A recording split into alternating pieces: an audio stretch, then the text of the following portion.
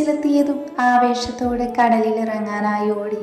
ഏറ്റവും സുന്ദരമായൊരു നിമിഷമാണ് അസ്തമയ കാഴ്ച. ഭൂമിയെ നിലാവിൻ്റെ ഭംഗിക്ക് വിട്ടുകൊടുത്തുകൊണ്ടുള്ള സൂര്യൻ്റെ വിടവാങ്ങൽ വേള. അതിൻ്റെ ചുവപ്പ് പടർപ്പിൽ മിഴിവാർന്നു നിൽക്കുന്ന ഭൂമി. ഓരോ തിരമാലകളും ആർത്തുല്ലസിച്ചു വരുന്നു, തൻ്റെ പ്രണയിനിയായി കരയെ തേടി. പതിയെ വിടവാങ്ങുന്നു, ഇനിയും തിരിച്ചെത്തുമെന്ന ഉറപ്പോടെ. അതിൻ്റെ ഭംഗി അങ്ങനെ കണ്ണെടുക്കാതെ ആസ്വദിച്ചുകൊണ്ടിരുന്നു. മാക്കാൻ്റെ കണ്ണുകൾ മാത്തുവിനെ തേടിപ്പോയിക്കൊണ്ടിരുന്നു. കാറ്റിൽ പറന്നുയരുന്ന അവളുടെ മുടിയിഴകളും സൂര്യപ്രഭയിൽ തിളങ്ങുന്ന അവളുടെ മുഖത്തെ സ്വർണ്ണരോമങ്ങളുടെ ഭംഗിയുമെല്ലാം അവൻ ആസ്വദിച്ചുകൊണ്ടിരുന്നു. കണ്ണുകൾ അടച്ച് കൈവിടർത്തി നിൽക്കുന്ന അവളെ കണ്ണെടുക്കാതെ അവൻ നോക്കി നിന്നു. അതേ അളിയോ, കുറച്ചൊക്കെ വായി നോക്ക്. ആ കൊച്ചിൻ്റെ ചോര കുറച്ച് ഊറ്റിയാൽ മതി. ദാസുമാക്കാനെ കളിയാക്കി തുടങ്ങി. അതൊക്കെ ഞാൻ വേണ്ട പോലെ ചെയ്തോളാം. ആദ്യം എൻ്റെ മോൻ അപ്പുവിൻ്റെ കാര്യത്തിൽ ഒരു തീരുമാനമെടുക്ക്. അവൻ തിരിച്ചും കളിയാക്കി. ഏട്ടാ, എനിക്കൊരു ഐസ്ക്രീം വാങ്ങാൻ ക്യാഷ് തരുമോ? കാത്തൊരു കൊഞ്ചലോട് ചോദിച്ചു. മാക്കാൻ അവൻ്റെ പേഴ്സ് അവൾക്ക് നൽകി. നിനക്ക് വേണ്ടതെടുത്തിട്ട് ബാക്കി തന്നാൽ മതി. ഒരു പുഞ്ചിരിയോടെ അവൾ തലയാട്ടി കാണിച്ചു. കടലിൻ്റെ ഭംഗി ആസ്വദിച്ചു കൊണ്ട് നിന്ന നന്ദുവിനെ വിളിച്ചു. ഒരു സംശയത്തോടെ അവൾ അവൾക്കടുത്തേക്ക് വന്നു. ഏട്ടത്തിക്ക് ഐസ്ക്രീം ഏത് ഫ്ലേവറാണ് വേണ്ടത്? എനിക്ക് വേണ്ട കാത്തു, ഞാനിപ്പോൾ അതൊന്നും കഴിക്കാറില്ല. അവളുടെ മറുപടി കേട്ട് കാത്തു അതിശയത്തോടെ നോക്കി നിന്നു. ഏട്ടത്തിക്ക് ഐസ്ക്രീം ഇഷ്ടമല്ലെന്നോ? ഏട്ടന് ജീവനാണ് ഐസ്ക്രീം. ചെറുപ്പത്തിൽ ഞങ്ങളുടെ രണ്ടിൻ്റെയും കയ്യിൽ നിന്ന് തട്ടിപ്പറിച്ച് വാങ്ങി കഴിക്കുമായിരുന്നു. എടി കാത്തു, മതി, പോയി വാങ്ങിക്കാൻ നോക്കിക്കേ. മാക്കാൻ അല്പ ദേഷ്യത്തോടെ അവരെ പറഞ്ഞു വിട്ടു. കാത്തു എല്ലാവർക്കും ഐസ്ക്രീം നൽകിയ ശേഷം മാക്കാനും അരികിൽ വന്നു.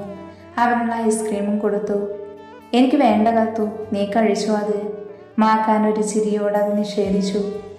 ഏട്ടന് എന്തു പറ്റി? മര്യാദയ്ക്ക് വാങ്ങിച്ചേ. ഏട്ടന് ഒരുപാട് ഇഷ്ടമായിരുന്നല്ലോ, ഇപ്പം എന്തു പറ്റി?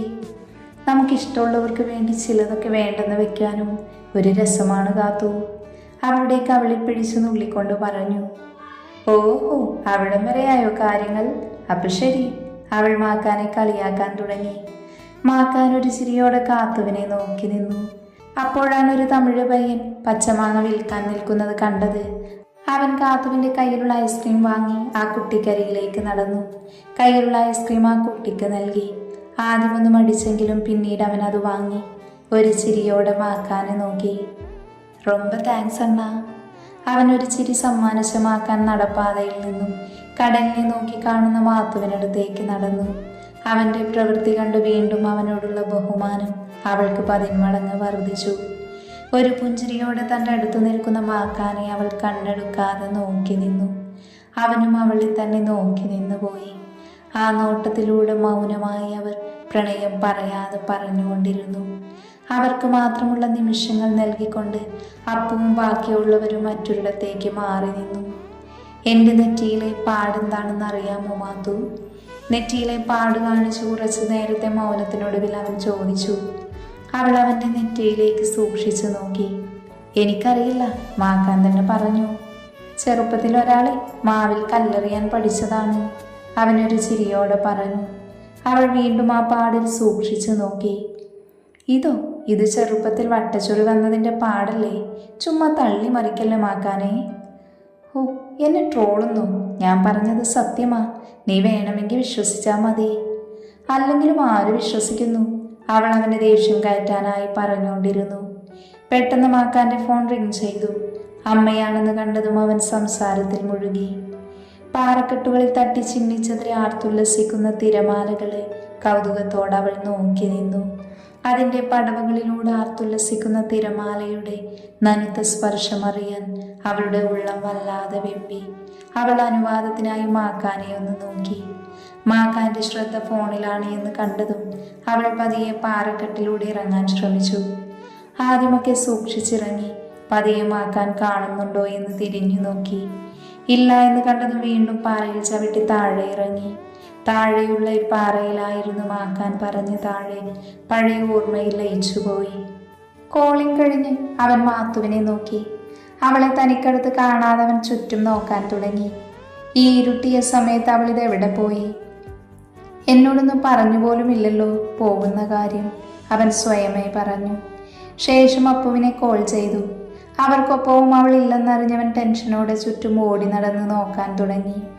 ഇതൊന്നും അറിയാതെ താഴെ കൽപ്പടവുകളിൽ അവൾ തൻ്റെ പഴയ ഓർമ്മകളിൽ ലയിച്ചിരിക്കുകയായിരുന്നു. അവനൊരു സംശയത്തോടെ പാറക്കെട്ടുകളുടെ താഴേക്ക് നോക്കി. അവൾ അവിടെ ഉണ്ടെന്ന് കണ്ടു. പതിയെ പാറകളുടെയിലൂടെ അവൻ മാത്തുവിനടുത്തേക്ക് നടന്നു. ചിന്തയിൽ മുഴുകിയിരിക്കുന്ന മാത്തുവിനെ കണ്ട ഒരലർച്ചയോട് അവൻ വിളിച്ചു. അവൻ്റെ ദേഷ്യത്തോടെയുള്ള ശബ്ദം കേട്ട് അവൾ സ്വപ്നത്തിൽ നിന്നും ഞെട്ടിയുണർന്നു. അവൻ അവളുടെ കയ്യിൽ പിടിച്ചു വലിച്ച് പാറകൾക്കിടയിലൂടെ കരയിലേക്ക് നടന്നു. കാറിനടുത്ത് അവരെല്ലാവരും ഉണ്ടെന്ന് കണ്ട് മാക്കാൻ മാത്തുവുമായി അങ്ങോട്ട് നടന്നു. അവർക്കടുത്തെത്തിയതും അവൻ്റെ കൈകൾ അഴിച്ച് അവൾക്ക് അഭിമുഖമായി ദേഷ്യത്തോടെ നിന്നു. എന്തിനു മാക്കാനെ എന്നെ ഇങ്ങനെ നോക്കുന്നത്? എന്തിനാണെന്ന് നിനക്ക് മനസ്സിലായില്ലേ? അവൻ്റെ ദേഷ്യത്തോടെയുള്ള നിൽപ്പ് കണ്ട് അവൾ ഒന്ന് പേടിച്ചു. മനസ്സിലായി, പറയാതെ പോയതുകൊണ്ടല്ലേ. ഓ, തമ്പുരാട്ടിക്ക് മനസ്സിലായോ? സന്തോഷം. അവൻ ദേഷ്യത്തോടെ അവളെ നോക്കി. എന്താണ് നോക്കി നിൽക്കുന്നത്? നിനക്കൊന്നും പറയാനില്ലേ? അത്ര സമയം കൂടെ ഉണ്ടായിരുന്ന എന്നോടൊരു വാക്ക് പറഞ്ഞിട്ട് പൊയ്ക്കൂടായിരുന്നോ നിനക്ക്? ടെൻഷൻ അടിച്ച് നോക്കി നടന്ന ഞാൻ വെറും വിഡ്ഢി അല്ലേടി? അത് മാക്കാൻ ഫോണിലല്ലായിരുന്നോ? അതുകൊണ്ടാ പറയാതിരുന്നത്. അവൾ പേടിച്ചൊരു വിറയലോടെ പറഞ്ഞു. ആണോ? അതുകൊണ്ടാണോ പറയാതെ പോയത്? നിന്നെ കാണാതെ ഞാൻ എത്ര ടെൻഷൻ അടിച്ചെന്ന് നിനക്ക് പറഞ്ഞാൽ മനസ്സിലാകില്ല. അതൊക്കെ നിന്നോട് പറഞ്ഞ് ചുമ്മാ ടൈം വേസ്റ്റ് ആക്കിയിട്ട് ഒരു കാര്യവുമില്ല. നാളെയും നീ ഇത് തന്നെ കാണിക്കും. അവൻ ദേഷ്യത്തോടെ പറഞ്ഞ് കാറിൽ കയറിയിരുന്നു. എന്ത് മിഴിച്ച് നോക്കി നിൽക്കുവാണ്? വന്ന് കാറിൽ കയറാൻ നോക്കെല്ലാവരും. അവൻ ദേഷ്യത്തോടെ പറയുന്നത് കേട്ട് എല്ലാവരും ഓടി വന്ന് കാറിൽ കയറി. യാത്രയിലുടനീളം മാത്തുവിൻ്റെ കണ്ണുകൾ മാക്കാനെ തേടിപ്പോയിക്കൊണ്ടിരുന്നു. അവൻ്റെ ഒരു നോട്ടത്തിനായി അവൾ ഒരുപാട് കൊതിച്ചു. പക്ഷേ മാക്കാൻ ദേഷ്യത്തിൽ തന്നെയായിരുന്നു. നോക്കിയിട്ട് കാര്യമില്ല, ഏട്ടൻ കലിപ്പാണ്. കാത്തു പറയുന്നത് കേട്ടതും അവൾ വീണ്ടും സങ്കടത്തിലായി. ഫ്ലാറ്റ് എത്തിയതുമൊന്നും മിണ്ടാതെ അവൻ വേഗം ഇറങ്ങി നടന്നു. ദാസും കാർത്തിയും അവന് പുറകെ ഓടി. അത് കണ്ടു മാത്തു സങ്കടത്തോടെ നിന്നു. നീ സങ്കടപ്പെടേണ്ട, ഏട്ടന് ദേഷ്യം കുറച്ചു കഴിഞ്ഞ് മാറിക്കോളും. അപ്പു അവളെ സമാധാനിപ്പിച്ചു. അത് തന്നെ, ചുമ്മാ സങ്കടപ്പെടാൻ നിൽക്കണ്ട, അതൊക്കെ പെട്ടെന്ന് മാറിക്കോളും. ഈ ദേഷ്യം ഞങ്ങൾ കുറെ കണ്ടതാ. കിച്ചുവും അവൾക്കടുത്തായി നിന്നുകൊണ്ട് പറഞ്ഞു. ഒരു മൂളൽ മാത്രം നൽകി അവൾ നിന്നു. കുളിച്ച് ഫ്രഷായി അവൾ ബാൽക്കണിയിൽ സ്ഥാനമുറപ്പിച്ചു. എത്രയൊക്കെ ദേഷ്യം പുറമെ കാണിച്ചാലും തന്നെ ഒരു നോക്ക് കാണാനായി അവൻ ബാൽക്കണിയിൽ എത്തുമെന്ന ഉറപ്പിൽ അവൾ പ്രതീക്ഷയോടെ നിന്നു. പക്ഷെ നിരാശയായിരുന്നു ഫലം. അവൾ സങ്കടത്തോടെ ആകാശത്ത് മിന്നി നിൽക്കുന്ന നക്ഷത്രത്തെ നോക്കി. നമ്മളെ സ്നേഹിക്കുന്നവരുടെ ഒരു നിമിഷത്തെ മൗനം പോലും നമുക്കിത്രയും വേദന നൽകുമെങ്കിൽ അവർ നമുക്കെത്ര പ്രിയപ്പെട്ടതായിരിക്കും. അതെ, മാക്കാൻ എൻ്റെ ജീവനാണ് എന്ന സത്യം ഞാൻ മനസ്സിലാക്കുന്നു. എൻ്റെ പ്രണയം അത് അവനോട് തുറന്നു പറയാൻ സമയമായി. അവൾ മനസ്സിൽ ഉറപ്പിച്ചു. ആകാശത്ത് മിന്നി നിൽക്കുന്ന നക്ഷത്രത്തെ ഒരു പുഞ്ചിരിയോടെ അവൾ നോക്കി നിന്നു. നീ എന്താ തനിച്ചു നിൽക്കുന്നത് നന്ദു? ചിന്തയിൽ മുഴുകി നിൽക്കുന്ന അവളുടെ തോളിൽ അപ്പു പതിയെ തട്ടി വിളിച്ചു. മാക്കാനൊന്ന് കാണാൻ ഒരുപാട് കൊതിക്കുന്നുണ്ടപ്പു എൻ്റെ മനസ്സ്. കണ്ണുള്ളപ്പോൾ കണ്ണിൻ്റെ വിലയറിയില്ലെന്ന് പറയുന്നത് അത്ര ശരിയാണല്ലേ? എന്താണ് നാത്തൂനെ, ഒരു വിരഹകാമുകി ലെവലാണല്ലോ സംസാരം മൊത്തം. എന്തു പറ്റി നിനക്ക്? ഏട്ടനിന്ന് കലിപ്പെട്ടത് കണ്ടിട്ടാണെങ്കിൽ അതോർത്ത് നീ സങ്കടപ്പെടേണ്ട, അതൊക്കെ വേഗം മാറിക്കോളും. അല്ലെങ്കിൽ ഞാൻ മാറ്റും പെണ്ണേ, അതുപോരെ? അവൾ നന്ദുവിൻ്റെ കവിളിൽ നുള്ളിക്കൊണ്ട് പറഞ്ഞു. അതല്ല അപ്പു, എന്തോ എൻ്റെ ഇഷ്ടം തുറന്നു പറയാൻ മാത്രം എനിക്ക് സാധിക്കുന്നില്ലടി. അതെന്താണെന്ന് എത്ര ആലോചിച്ചിട്ടും എനിക്ക് മനസ്സിലാകുന്നില്ല. എൻ്റെ നന്ദു, ചുമ്മാ ഓരോന്നൊക്കെ ചിന്തിച്ചു കൂട്ടണ്ട. കേട്ടല്ലോ പറഞ്ഞത്. നീ മര്യാദയ്ക്ക് റൂമിലേക്ക് വരാൻ നോക്ക്. നീ പൊയ്ക്കോ അപ്പു, ഞാൻ കുറച്ചു നേരം കൂടെ ഇവിടെ നിന്നിട്ട് വരാം. അവൾ അപ്പുവിനെ പതിയെ റൂമിലേക്ക് തള്ളിവിട്ടു. തിരിച്ചു വന്ന് വീണ്ടും ചിന്തയിൽ മുഴുകിയിരുന്നു. എന്തു പറ്റിയടി അപ്പു? നന്ദു വന്നില്ലേ ഇതുവരെ? അപ്പു തനിയെ റൂമിലേക്ക് വരുന്നത് കണ്ട് തിരിച്ചൊരു സംശയത്തോടെ നോക്കി. ഇല്ലടി, അവൾ ശോകമടിച്ച് നിൽപ്പാണ്. ഏട്ടൻ വന്നാലേ ശരിയാവുള്ളൂ. ബെഡിലിരുന്ന് 3 പേരും തലപുകഞ്ഞ് ആലോചിച്ചു. അവസാനം ഏറ്റവും കുരുട്ടായി കാത്തുവിൻ്റെ തലയിൽ ഒരു ഐഡി മുളച്ചു. അവൾ ഫോണെടുത്ത് മാക്കാനെ വിളിച്ചു. ഫോൺ റിങ് അടിച്ചപ്പോൾ തന്നെ അവൻ കോൾ എടുത്തു. ഏട്ടാ, നന്ദുവേട്ടത്തി. ബാക്കി പറയും മുന്നേ കോള് കട്ട് ചെയ്തു. കാത്തു ഫോൺ പിടിച്ച് അവരെ നോക്കി. എന്താ ഐഡി? ദച്ചു ആകാംക്ഷയോടെ ചോദിച്ചു. എന്താകാൻ? മുഴുവൻ പറയാൻ സമ്മതിക്കേണ്ടേ ആ മനുഷ്യൻ? പറയും മുന്നേ കോള് കട്ട് ചെയ്തു.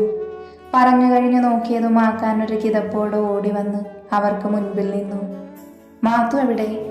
അവനൊരു കിതപ്പോടെ ചോദിച്ചു. ബാൽക്കണിയിലുണ്ടെന്ന ഭാവത്തിൽ കാത്തു അങ്ങോട്ട് വിരൽ ചൂണ്ടി കാണിച്ചു.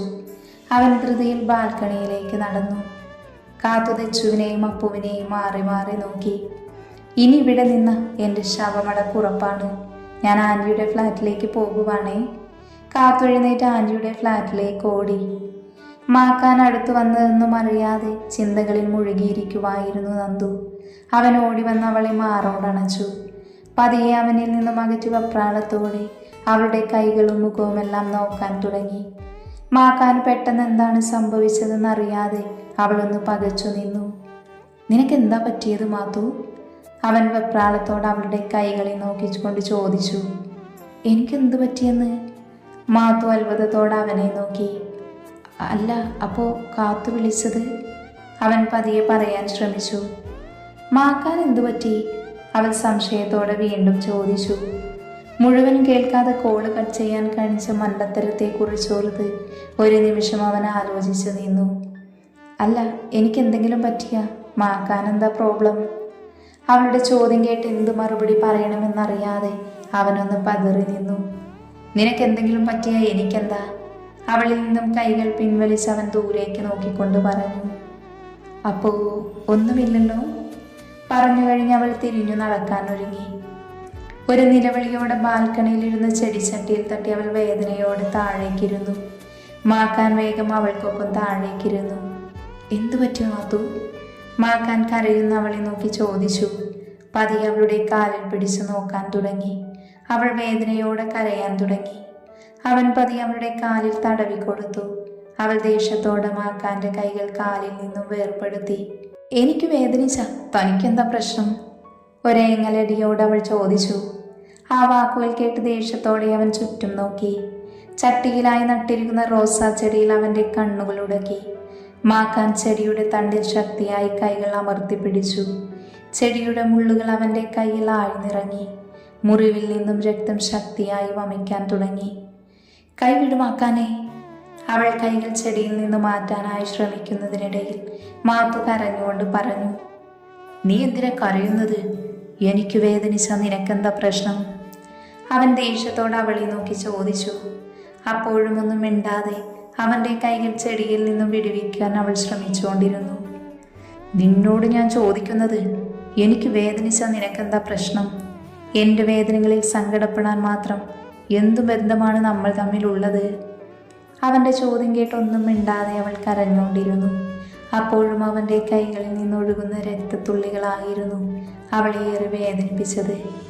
ഇനിയും എന്തിനാണ് നിന്റെ മൗനം മാത്തു? നിന്നിൽ നിന്ന് മുതിർന്ന് വീഴുന്ന ഈ കണ്ണുനീർ തുള്ളികൾ പോലും പറയാതെ പറയുന്നുണ്ട് നിന്നിലെ പ്രണയത്തെ. പിന്നെയും നീ പറയാതെ നിൽക്കുന്നതിൻ്റെ കാരണം മാത്രമാണ് എനിക്ക് മനസ്സിലാവാത്തത്. എല്ലാം കേട്ടിട്ടും മൗനമെന്ന വികാരത്തിൽ അടിമപ്പെട്ടവൾ തലതാഴ്ത്തി നിന്നു. ഓക്കെ, പറയില്ല എന്ന വാശിയാണെങ്കിൽ ഞാൻ നിന്നെ കൂടുതൽ നിർബന്ധിക്കുന്നതിൽ അർത്ഥമില്ല. സ്നേഹം ആരിൽ നിന്ന് പിടിച്ചു വാങ്ങാനുള്ളതല്ല, അത് മനസ്സ് നിറഞ്ഞു നൽകാനുള്ളതാണ്. അത് ഞാൻ മനസ്സിലാക്കാതെ പോയി. ഇനി ആ തെറ്റ് ഞാൻ ചെയ്യുന്നില്ല. മറുപടിക്ക് കാത്തു നിൽക്കാതെ അവൻ എഴുന്നേറ്റ് തിരിഞ്ഞു നടന്നു. അവൻ്റെ കയ്യിൽ നിന്നും ഇറ്റിറ്റ് വീഴുന്ന രക്തത്തുള്ളികൾ ഒരു കണ്ണുനീരോട് അവൾ നോക്കി നിന്നു. തനിക്കെന്താണ് മാക്കാനോട് തൻ്റെ പ്രണയം തുറന്നു പറയാൻ സാധിക്കാത്തത്? കണ്ണുനീരോട് അവൾ സ്വയമേ ചിന്തയിൽ മുഴുകി. ദിവസങ്ങൾ കൊഴിഞ്ഞുകൊണ്ടിരുന്നു. സെമിനാറിൻ്റെ ഓരോ വർക്കുകൾക്കായി തിരക്കിലായിരുന്നു മാത്തുവും അവളുടെ ഗ്യാങ്ങും. കാത്തു നാട്ടിലേക്ക് തിരിച്ചു പോയിരുന്നു. ദാസും കിച്ചുവും ചെന്നൈയിലുള്ള അവരുടെ ബിസിനസ്സിൻ്റെ തിരക്കുകളിലായിരുന്നു. ഒഴിവ് സമയങ്ങളിൽ കാത്തിയും അവരോടൊപ്പം കൂടും. മാക്കാനെ കാണുമെങ്കിലും അവൻ മാത്തുവിൽ നിന്നും ഒരകലം പാലിച്ചിരുന്നു. ഓർഫനേജ് സംബന്ധമായ ടോപ്പിക്കായിരുന്നു അവൾ സെമിനാറിനായി എടുത്തിരുന്നത്. അതിൻ്റെ വിവരങ്ങൾ ശേഖരിക്കാൻ അടുത്തുള്ള പള്ളിവക ഓർഫനേജാണ് തിരഞ്ഞെടുത്തത്. വിവരങ്ങൾ ശേഖരിക്കുന്നതിൻ്റെ ഭാഗമായി വരാൻ ലേറ്റാകുമെന്ന് അറിയിച്ചതിനാൽ ദച്ചുവും അപ്പുവും നേരത്തെ തന്നെ ഫ്ലാറ്റിലേക്ക് മടങ്ങിയിരുന്നു. രാത്രി 8 മണിയോടടുത്ത് അവൾ ഓർഫനേജിന് മുന്നിലായി വഴിയിലൂടെ നടന്നു. മെയിൻ റോഡ് എത്തും വരെ ഭയമെന്ന വികാരമായിരുന്നു അവളുടെ മനസ്സിൽ. കിട്ടിയ ഓട്ടോയിൽ കൈ കാണിച്ച് അവൾ കയറി. ദച്ചുവിനെ വിളിക്കാൻ ഫോൺ എടുത്തപ്പോഴാണ് ചാർജ് തീർന്നു ഫോൺ സ്വിച്ച് ഓഫ് ആയ കാര്യം അവൾ അറിയുന്നത്. ഷോ, ദച്ചു എന്നെ ശരിയാക്കുമെന്ന് അവൾ സ്വയമേ പറഞ്ഞ് ടെൻഷനോടെ നഖം കടിച്ചു. അപ്പോൾ ടെൻഷനോടെ ഹാളിരുന്ന് ക്ലോക്കിൽ നോക്കി.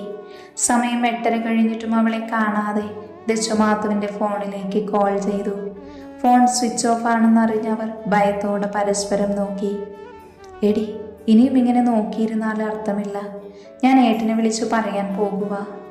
അപ്പോൾ ഫോണെടുത്ത് മാക്കാനെ വിളിച്ചു കാര്യങ്ങൾ പറഞ്ഞു. കോളിംഗ് ബെല്ലടിച്ച ശബ്ദം കേട്ട് മാത്തുവാകുമെന്ന ആശ്വാസത്തോടെ ദച്ചു വാതിൽ തുറന്നു. മുന്നിൽ മാക്കാനെ കണ്ടപ്പോൾ അവൾ ടെൻഷനോടെ അവനെ നോക്കി. മാത്തു ഇതുവരെ എത്തിയില്ലേ ദച്ചു? അവൻ്റെ ദേഷ്യം നിറഞ്ഞ ചോദ്യം കേട്ടില്ല എന്ന ഭാവത്തിൽ അവൾ തലയാട്ടി. അവൻ അപ്പുവിനടുത്തേക്ക് നടന്നു. അവൾ പേടിയോടെ മാക്കാനെ നോക്കി. നിങ്ങൾ എന്തിനാ നേരത്തെ പോന്നത്? അവളുടെ കൂടെ ഉണ്ടാവണമെന്ന് ഞാൻ പറഞ്ഞതല്ലേ? അവൻ്റെ ദേഷ്യത്തോടെയുള്ള നിൽപ്പ് കണ്ട് അവർ ഭയന്നു പോയിരുന്നു. അത് അശ്വിനേട്ടാ, അവൾ നിർബന്ധിച്ചുകൊണ്ടാണ് ഞങ്ങൾ ഫ്ലാറ്റിലേക്ക് മടങ്ങിയത്. ഇത്രയും ലേറ്റ് ആകുമെന്ന് വിചാരിച്ചില്ല. ദച്ചൊരു വിക്കലോടെ പറഞ്ഞു. എനിക്ക് പേടിയാവുന്നു ഏട്ടാ. നന്ദുവിന് എന്തെങ്കിലും ആപത്ത് വന്നിട്ടുണ്ടാകുമോ? അപ്പു കണ്ണുനീരോട് അവനെ ചേർത്ത് പിടിച്ച് കരഞ്ഞു. ഒന്നും സംഭവിക്കില്ല അപ്പു മോളെ. ഏട്ടൻ ജീവിച്ചിരിക്കുന്നോർത്തോളം കാലം അവൾക്കൊന്നും സംഭവിക്കില്ല. മാക്കാൻ അപ്പുവിൻ്റെ തലയിൽ തലോടിക്കൊണ്ട് പറഞ്ഞു. ദച്ചു അവളുടെ ഫോണിൽ വിളിച്ചു നോക്കുകയായിരുന്നു. ഒരുപാട് തവണ വിളിച്ചു, ബട്ട് ഫോൺ സ്വിച്ച് ഓഫ് ആണ്. ഏത് ഓർഫനേജാണ്? ഞാൻ അങ്ങോട്ട് പോയി നോക്കിയിട്ട് വരാം. അവൻ ദച്ചുവിനോട് അഡ്രസ്സ് വാങ്ങി ധൃതിയിൽ ഫ്ലാറ്റിൽ നിന്നും ഇറങ്ങി. കൊഞ്ചം സീക്രപ്പം കണ്ണ, മാത്തു ടെൻഷനോട് ഓട്ടോക്കാരനോട് പറഞ്ഞു. അയാൾ ഓട്ടോയുടെ സ്പീഡ് കുറച്ചുകൂടെ കൂട്ടി അവളെ തിരിഞ്ഞു നോക്കി. കവലപ്പെടാതമ്മ പറഞ്ഞു കഴിഞ്ഞ് തിരിഞ്ഞതും ഒരു ബൈക്ക് റോങ് സൈഡ് വന്ന് അവരുടെ ഓട്ടോയിൽ ഇടിച്ചു. ഇടികൊണ്ട് നിലത്ത് വീണ അയാൾ ഓട്ടോക്കാരൻ പൊക്കിയെടുത്തു. അയാൾക്ക് കുഴപ്പമൊന്നുമില്ലെന്ന് കണ്ട് തടിച്ചുകൂടി ആൾക്കൂട്ടം മടങ്ങി. അവൾ ടെൻഷനോടെ വീണ്ടും ഓട്ടോയിൽ കയറിയിരുന്നു. മാക്കാൻ ഓർഫനേജിൽ നിന്ന് അല്പം ടെൻഷനോടെ ഇറങ്ങി. ഇവളിത് എവിടെ പോയതാകും? അവൻ വീണ്ടും. ഏയ് ഇല്ല, ഇപ്പോൾ അവൻ വരാനൊരു ചാൻസുമില്ല. മാക്കാൻ ധൃതിയിൽ കാർത്തിയെ വിളിച്ചു. ഫ്ലാറ്റിൽ ഇപ്പോഴും അവൾ എത്തിയില്ല എന്നറിഞ്ഞ് അവൻ വീണ്ടും തിരച്ചിൽ തുടങ്ങി. നീ എവിടെയാ മാത്തു? അവൻ ഒഴുകിയെത്തിയ കണ്ണുനീർ തുടച്ചുകൊണ്ട് ബൈക്ക് സൈഡിൽ ഒതുക്കി നിർത്തി. ഫോൺ റിങ് ചെയ്ത ശബ്ദമാണ് അവനെ ചിന്തകളിൽ നിന്നും ഉണർത്തിയത്. കാത്തിയാണെന്ന് കണ്ടതോടെ പ്രതീക്ഷയോടെ അവൻ കോൾ അറ്റൻഡ് ചെയ്തു. ഫ്ലാറ്റിൽ മാത്തു എത്തിയെന്നറിഞ്ഞ് സമാധാനത്തോടെ അവൻ നെടുവേർപ്പെട്ടു. കുറച്ച് സമയം ചിന്തിച്ച ശേഷം മാക്കാൻ ദേഷ്യത്തോടെ വണ്ടി സ്റ്റാർട്ട് ചെയ്തു. നീ ഇത്ര സമയം എവിടെയായിരുന്നു നന്ദു? ഞങ്ങളെല്ലാം എത്ര ടെൻഷൻ അടിച്ചെന്ന് നിനക്കറിയുമോ? ദച്ചു ദേഷ്യത്തോടെ അവളുടെ ഇരുതോളിലും പിടിച്ചുകൊണ്ട് ചോദിച്ചു. എടി, ഞാൻ പറഞ്ഞില്ലേ ഓർഫനേജിൽ നിന്ന് ഇറങ്ങാൻ വൈകി. പിന്നെ വരുന്ന വഴിയിൽ ആക്സിഡന്റ്, എല്ലാം കൂടി ആയപ്പോൾ ലേറ്റ് ആയതാടി. മാത്തു ദച്ചുവിനെ നോക്കി പറഞ്ഞു. ലേറ്റായ അറ്റ്ലീസ്റ്റ് വിളിച്ചു പറയാനുള്ള മര്യാദയെങ്കിലും നിനക്ക് കാണിച്ചൂടെ നന്ദു? അപ്പു ദേഷ്യത്തോടെ ചോദിച്ചു. ഞാൻ പറഞ്ഞില്ലേ അപ്പു, ഫോണിലെ ചാർജ് തീർന്നപ്പോൾ സ്വിച്ച് ഓഫ് ആയതാണ്. എനിക്ക് നമ്പർ കാണാതെ അറിയില്ല, അതുകൊണ്ടാണ് വിളിക്കാതിരുന്നത്. പറഞ്ഞു കഴിഞ്ഞതും ആരുടെയോ കൈയടി ശബ്ദം കേട്ട് അവരെല്ലാവരും തിരിഞ്ഞു നോക്കി. മാക്കാൻ കൈയടിച്ചുകൊണ്ട് അവൾക്ക് മുൻപിൽ വന്നു നിന്നു. നല്ല ആൻസർ മാത്തു. നിന്നെ കാണാതെ ഇത്രയും നേരം കണ്ണുനീർ പൊഴിച്ച് ഇവർക്ക് നൽകാൻ പറ്റിയ ഏറ്റവും നല്ല മറുപടി ഇതാണ്. ഞാൻ പറഞ്ഞത് സത്യമാക്കാനേ, അവൾ ഉറച്ച ശബ്ദത്തോടെ പറഞ്ഞു. എടി, ലേറ്റായി അത് വിളിച്ച് പറയാനുള്ള കോമൺ സെൻസ് നിനക്കില്ലേ? ഫോൺ സ്വിച്ച് ഓഫ് ആയി കഴിഞ്ഞാണോ നിനക്കിവിടെയുള്ളവരെ കുറിച്ച് ഓർമ്മ വന്നത്? പറയടി. അവൻ്റെ ദേഷ്യത്തോടെയുള്ള നിൽപ്പ് കണ്ട് അവളൊന്ന് ഭയന്നു. അത് ഞാൻ പറഞ്ഞില്ലേ മാക്കാനെ എല്ലാം, അവളൊരു വിക്കലോടെ പറഞ്ഞു. എടി, നിനക്ക് ബോധമില്ലാത്തതാണോ അതോ സത്യത്തിൽ അങ്ങനെയാണോ? നിനക്ക് എന്തെങ്കിലും സംഭവിച്ചിരുന്നെങ്കിൽ എന്താകുമായിരുന്നു ഞങ്ങളുടെ അവസ്ഥയെന്ന് നീ ചിന്തിച്ചിട്ടുണ്ടോ? അതിന് എനിക്കൊന്നും പറ്റിയില്ലല്ലോ മാക്കാനെ. അവളുടെ നിൽപ്പ് കണ്ട് അവൻ കലി പൂണ്ട് തല്ലാനായി കൈയോങ്ങി. എന്തിനാ നിർത്തിയത്? തനിക്ക് തല്ലണമെങ്കിൽ തല്ലാം, ഇനി അതിൻ്റെ ഒരു കുറവ് വേണ്ട. നിന്നെ തല്ലിയത് കൊണ്ട് എൻ്റെ സങ്കടങ്ങൾ മാറാൻ പോകുന്നില്ല. ദേഷ്യം തോന്നുമ്പോൾ തല്ലി തീർക്കുന്നതാണല്ലോ മാക്കാൻ്റെ ശീലം. ഇനി അതിനൊരു കുറവും വേണ്ട എന്നു കരുതി പറഞ്ഞതാണ് മാക്കാനെ. എന്നെ അങ്ങനെ വിളിച്ചു പോകരുത് നീ. എനിക്ക് നിന്റെ മുഖം ഇനി കാണണ്ട, അവൻ ദേഷ്യത്തോടെ പറഞ്ഞു. അവൻ്റെ വാക്കുകൾ ഒരു നിമിഷം അവളുടെ കണ്ണുകളെ ഇറനണിയിച്ചു. എന്നെ കാണാൻ താല്പര്യമില്ലാത്തവർ ഇവിടെ നിൽക്കണമെന്നില്ല. എനിക്കും അവരിനെ കാണണമെന്നില്ല. ഒഴുകിയെത്തിയ കണ്ണുനീർ തുടച്ചുകൊണ്ട് അവൾ പറഞ്ഞു. ഓഹോ, ഇപ്പോഴും നിനക്ക് വാശിയാണല്ലേ വലുത്. നിന്നെ കാണാതെ ഇത്രയും നേരം ഞാൻ അനുഭവിച്ച വേദന, അത് നിനക്ക് മനസ്സിലാകാൻ പറ്റുന്നില്ലല്ലേ മാത്തു? അവളുടെ കണ്ണുകളിലേക്ക് നോക്കിക്കൊണ്ട് അവൻ പറഞ്ഞു. ഇത്രയും വേദനിക്കാൻ മാത്രം താൻ എൻ്റെ ആരാണ്? അവളുടെ ചോദ്യം കേട്ടാൻ അവൾ തന്നെ നോക്കി നിന്നു. നീ ചോദിച്ചതാണ് ശരി. സത്യം പറഞ്ഞ ഞാൻ നിനക്ക് ആരുമല്ലല്ലോ. അത് ഞാൻ മറന്നു. ഇനി ഇവിടെ നിൽക്കുന്നതിൽ അർത്ഥമില്ല. നിനക്ക് ശല്യമായി ഞാനിനി നിന്റെ കൺവട്ടത്തുണ്ടാകില്ല. അത്രയും പറഞ്ഞു മാക്കാൻ തിരിഞ്ഞു നടന്നു. ഡോറിനരികിലെത്തിയതും അവൻ മെല്ലെ തിരിഞ്ഞു നോക്കി. എത്രയൊക്കെ എന്നെ അകറ്റിയാലും നിന്നിൽ നിന്നും ഒരു മോചനം എനിക്കില്ല മാത്തു. എൻ്റെ പ്രണയം അത് നിന്നിൽ നിന്നും തുടങ്ങി നിന്നിൽ തന്നെ ഒതുങ്ങുന്നതാണ്. അവൻ മനസ്സിൽ മൗനമായി പറഞ്ഞ് ഫ്ലാറ്റിലേക്ക് നടന്നു. ദേഷ്യം കൊണ്ട് തൻ്റെ പ്രിയപ്പെട്ടവനോട് പറയേണ്ടി വന്ന വാക്കുകൾ ഓർത്ത് അവൾ സ്വയമേ കുറ്റപ്പെടുത്തലുമായി കരഞ്ഞുകൊണ്ടിരുന്നു. ഇനി കരഞ്ഞതുകൊണ്ട് ഒരു കാര്യവുമില്ല നന്ദു. അവൻ്റെ കണ്ണു നിറഞ്ഞ അത് കൂടുതൽ വേദനിപ്പിക്കുന്നത് നിന്നെ തന്നെയായിരിക്കും. അതിനുള്ള കാരണവും ഞാൻ പറയാം. കാർത്തി പറഞ്ഞത് കേട്ട് നിറമിഴികളോടെ മാത്തു അവനെ തന്നെ ഉറ്റുനോക്കി.